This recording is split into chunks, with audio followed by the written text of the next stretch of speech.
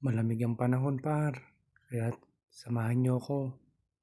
Umikot tayo ng sabaw. Magluto tayo ng tinola. Rekta na tayo agad par. Huwag na nating daanan sa balat-balat pa.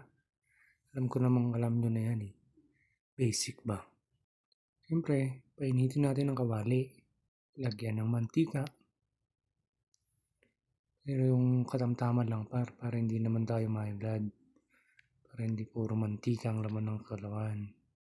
Yan, pag ako nagigisa, gusto ko unahin yung luya para lumabas ang aroma.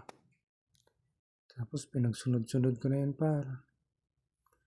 Yung tipo bang malalanta na yung sibuyas sa kabawang, sa kaluya para lumabas ang tunay na aroma.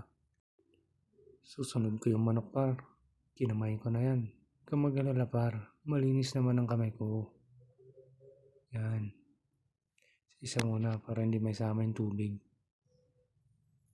Siyempre, halu-haluin natin par. Para kumapit ang aroma ng luya at sibuyas par. Sinangkot ko ngayon pala par.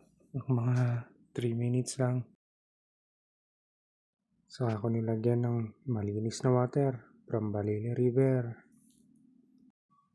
Nung kumulo par, nilagyan ko ng chalk nuts. Yung manok na maliit. Pinakamaliit na manok nga ba.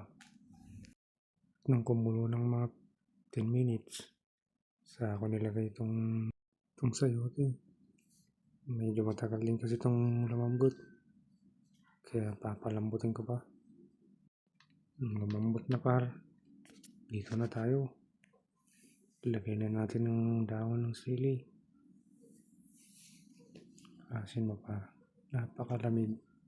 Sarap humikot ng sabaw. Lalo na tinola. Handa mo na yung kanin mong lamig par. Kumain na tayo par. Par, luto na. Tara na kumain. Masarap to. Lalo na napakalamig.